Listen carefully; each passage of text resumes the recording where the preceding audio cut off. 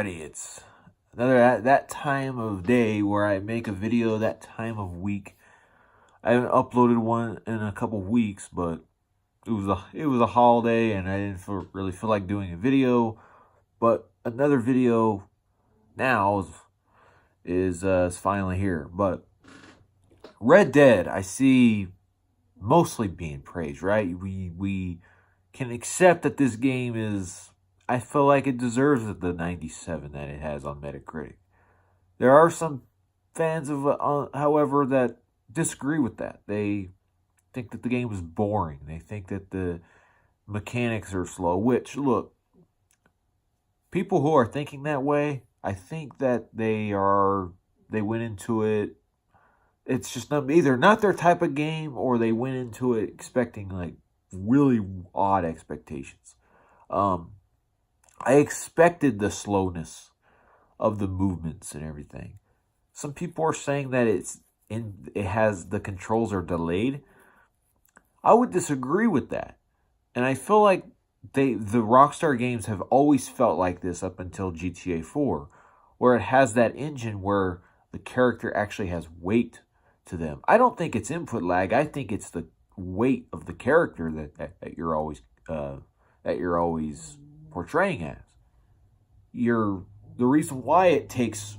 Look, I said it in a video a couple of years back where it's a little bit more refined now, but like it was worse in GTA 4, where if you wanted to just turn around 180, it would be you would have to do a whole loop just turn around, you know? I feel like every single game maybe shouldn't. Every single game now in third person is more like Saints Row, where you turn around instantly and you turn and you move quickly and your character has no weight whatsoever. I feel like most people want their games to play like Saints Row, where there is no weight, there is no really strategy besides just shoot and move and stuff. That's usually how old GTA was as well, where your character didn't have any weight. The engine was renderware, which, hey, it got them past, that was a pretty good engine for them. They usually work that engine pretty well. But, it's not every game is going to handle like Control, like Saints Row or The Witcher 3, which I think The Witcher 3 handles a little bit too quickly. Like sometimes when I played The Witcher 3, Geralt would he would overrun the object. Like I'm trying to pick up flowers and he would overrun the object, and I would have to walk to it just so he doesn't overshoot it, There is a couple of times that I've had where I want to pick up something, or I want to stow a body on a horse, and he ends up dropping it on the ground, or he gets stuck in an animation where he is walking over here, but the horse is over here, I've had those moments like that. And that's why I give Red Dead Redemption 2 a 9.5 instead of a 10, because these little things that have always been in Rockstar games since 2008 are still in this game in 2018, 10 years later. That's really frustrating. I wish it was a little bit more fluid on those little areas, but I get why it has its criticisms and hate. Like I said, it's not for you if you don't like this game. It's just not for you.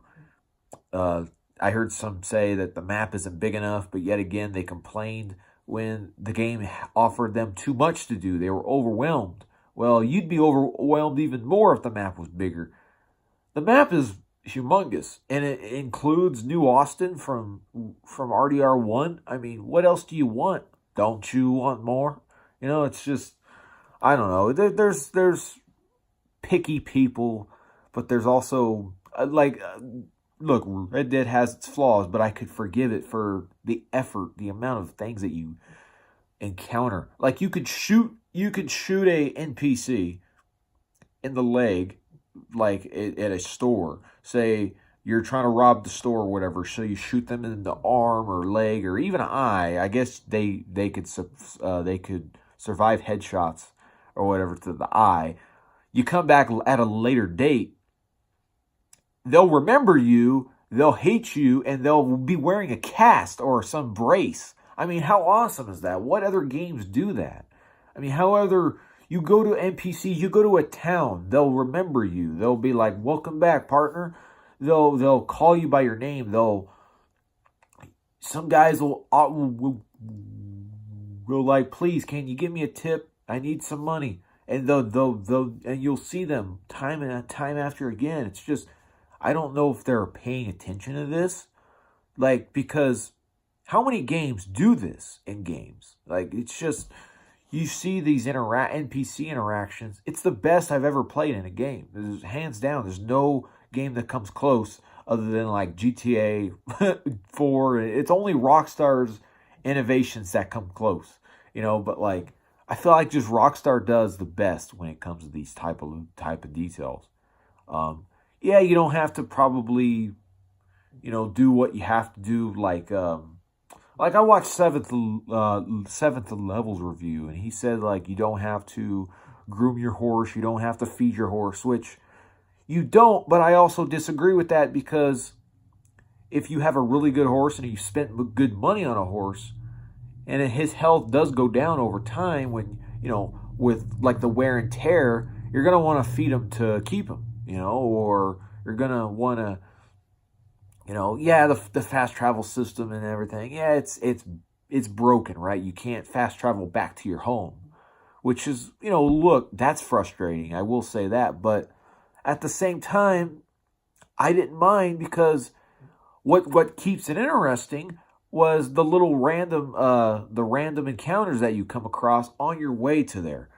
Like they'll be like, help me, I got bit by a snake, and you got to suck the venom out on your way home. So I feel like the game was constantly not innovating, but like constantly offering new things as I went home and as I was on my way to certain missions and side missions. I was constantly getting those things as I was playing, so it never really felt like, oh, I'm so bored, and plus the music is very good on the way, and I've always liked that. And I always see animals on the side of the road. I'm like, oh, I've seen this turtle, let me see if I can find more. Like, I was always interested in constantly finding new things, and I was always so immersed into the game that I didn't really care about, oh, I got to go all the way back, because I treated it as in, oh, I got to do that in real life.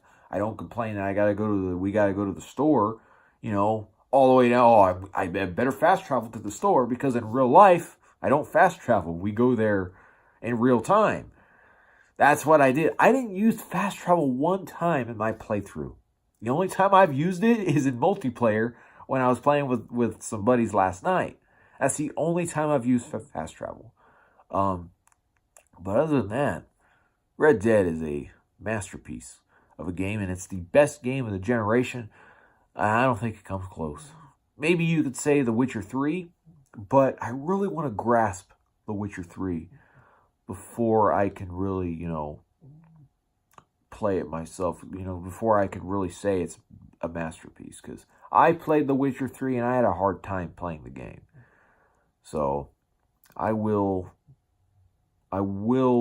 give it another go next year in 2019. I don't have any time for it right now, but I got to make some time, and I got to make hard drive space for that game as well. And, because I just started up Persona 5, and I'm enjoying that, and I want to play that. So, anyways, that's just a little bamble about Red Dead 2 and what the criticisms are. If you think it's boring, and just stay away from the game. It's not Saints Row. You're not going to move fast. It's a slow burner, but it's a simulation. I call it a simulation of a Western experience. A simulation Western game. Yeah, it's inspired by other movies, but who isn't inspired by other movies and shows and all that stuff? Every game is. So what if it copied other, maybe Western movies or ideas? I don't care. I just enjoyed it, like I said. Anyways, guys, I'm out. Peace.